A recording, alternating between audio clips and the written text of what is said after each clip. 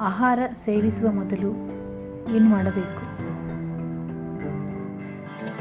ಊಟ ಮಾಡಿದ ನಂತರ ಯಾವತ್ತೂ ಪ್ಲೇಟನ್ನು ಕಿಚನ್ ಸ್ಟ್ಯಾಂಡ್, ಬೆಡ್ ಅಥವಾ ಟೇಬಲ್ ಕೆಳಗೆ ಇಡಬೇಡಿ, ಅದರ ಮೇಲೆ ಕೂರಬೇಡಿ. ಆಹಾರ ಸೇವಿಸುವ ಮೊದಲು ದೇವರ ಅವಗಾಹನೆಯನ್ನು ಖಚಿತಪಡಿಸಿಕೊಳ್ಳಿ. ರಾತ್ರಿ ವೇಳೆ ಮನೆಯಲ್ಲಿ ಖಾಲಿ ಆಹಾರ ಪಾತ್ರೆಗಳನ್ನು ಇಡಬೇಡಿ. ಊಟ ಮಾಡುವಾಗ ಮಾತನಾಡಬೇಡಿ ಅಥವಾ ಕೋಪ ಮಾಡಿಕೊಳ್ಳಬೇಡಿ.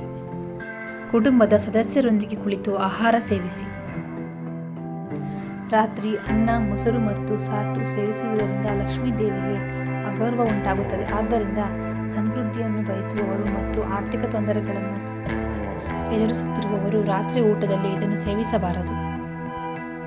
ಆಹಾರವನ್ನು ಯಾವಾಗಲೂ ಪೂರ್ವ ಅಥವಾ ಉತ್ತರಕ್ಕೆ ಮುಖ ಮಾಡಿ ತೆಗೆದುಕೊಳ್ಳಬೇಕು. ಸಾಧ್ಯವಾದರೆ ಅಡುಗೆ ಮನೆಯಲ್ಲಿಯೇ ಕುಳಿತು ಆಹಾರವನ್ನು ಸೇವಿಸಿ. ಇದು ರಾಹುವನ್ನು ಶಾಂತಗೊಳಿಸುತ್ತದೆ.